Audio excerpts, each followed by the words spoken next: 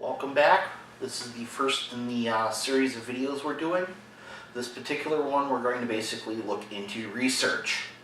My name is Jason Walters. For those of you just joining in for the first of many videos of what we're going to be doing in this series, we're looking at getting you guys involved as a driver in motorsports, whether it be road racing, demolition derby, airplanes, motorcycles, doesn't matter. We're going to basically cover the basics of how to get involved. This one, you're basically looking to become a driver. That's why you're watching this series. Or you know somebody that wants to be a driver, so you're basically doing some research to help them out. This is very simple. First off, go to the track. Doesn't matter what event it is you want to get involved in. If you want to do monster trucks, you want to do mud running, you want to do motocross, go to the event. Pay the pit pass, go in and talk to the drivers. Talk to more than one driver, talk to 4 or 5. Talk to everybody that you can talk to. Go to multi-events for like several weeks if you can. Become familiar with some of the drivers, talk to promoters. That's how you're going to basically learn more information about a series that you want to get involved with. Do some research online, talk to people that might be involved in the sport on message boards or forums or something. Just do some research, find out how competitive the series is, how many people compete in the sport week to week, figure out if you want to do a sport, whether it's weekly at like this dirt track, or once a year at your local fair for the county derby. Or maybe you want to do something that's maybe every 6 weeks there's an event going on at the local road course or something. Or there's something that happens every quarter or something. Or maybe you want to basically do hardcore and do multi-series with the same car. Maybe you want to do rallycross or autocross or demolition derby for multi-events or multi-platforms or whatever. Just go and do the research, as I said. Here's the other question. You're talking to drivers, you're talking to promoters. Yes, I'm repeating myself, but as I said, you gotta talk to people. The other question is getting involved. Do you want to find out how much the car costs to get? Do you want a complete car? Do you want a roller? Do you want to build something from scratch? That's the other question. How much money and time do you want to put into a vehicle? And here, we'll break it down. Do you want to go looking for a vehicle that you can literally just grab a fire suit, jump into the car, do some minor adjustments, and go out and play? You might not have a very competitive car, but at least you can get your feet wet. You've got all of the safety gear. You've got everything ready to go. You've got spare parts for a package deal that somebody was getting out of the event. Those are the best bets to look for.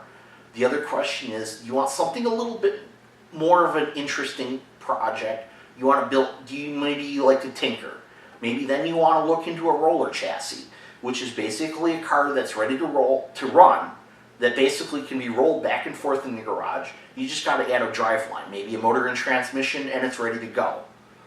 And then, of course, that leads to how much are motors, how much are transmissions. What does it cost every week to maintain a motor if you're running week to week?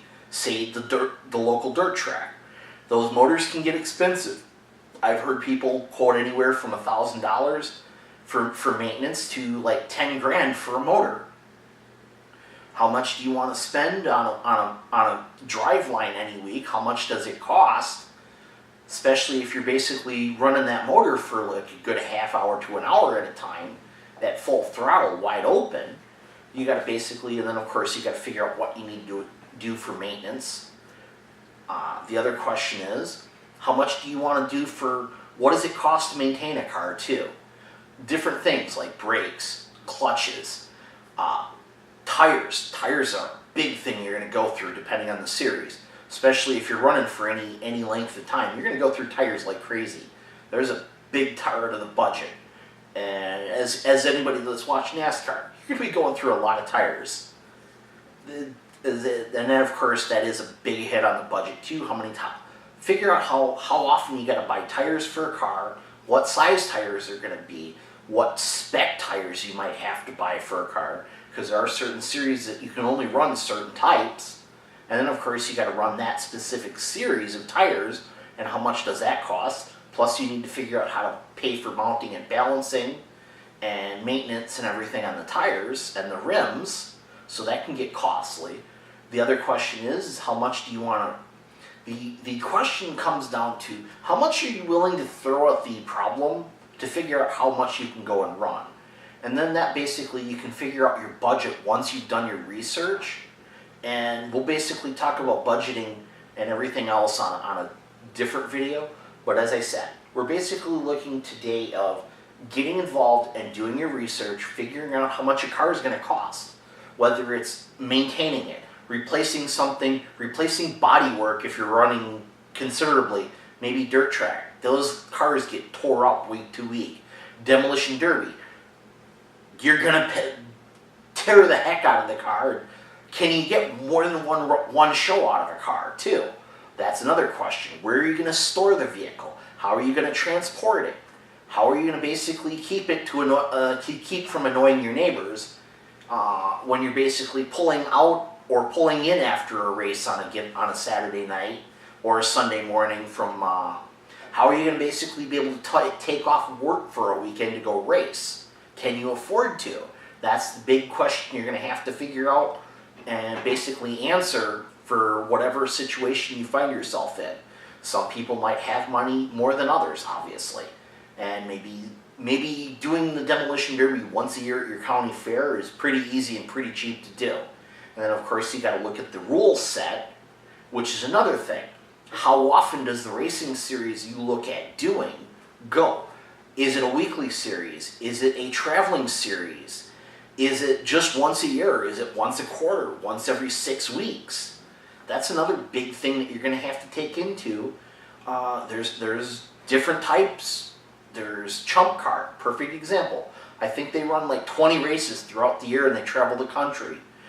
NASCAR, big example. They run pretty much almost every Sunday. I think there's only a few weeks they don't run. Then, of course, you've got local series, which they run like 4 or 5 races in a year. That's all they do. Or there's a couple of races that happen once a year. That's all they do. And then, of course, there's anything in between. There's series that travel from state to state. World of Outlaws, perfect example. They pretty much run the continental U.S. week to week with sprint cars and USAC and a bunch of other different series. Or you can have the local dirt track, which runs every Saturday night, could be Sunday afternoon, maybe even once a month they run. But as we said, look at the series, talk to drivers, talk to promoters, talk to fans too. Maybe you can get a different perspective on something that maybe you don't know. And if you're new to a scene, talk to different people and kind of get an idea what the sport is like. Watch some videos on YouTube too. There's a perfect example of things that you can find that you never know you might get into. Maybe you found something that's really weird, lawnmower racing or tractor pulls or something that you want to get involved in and you're not sure. But as I said, thank you, very much appreciated. We'll catch you again in the next one.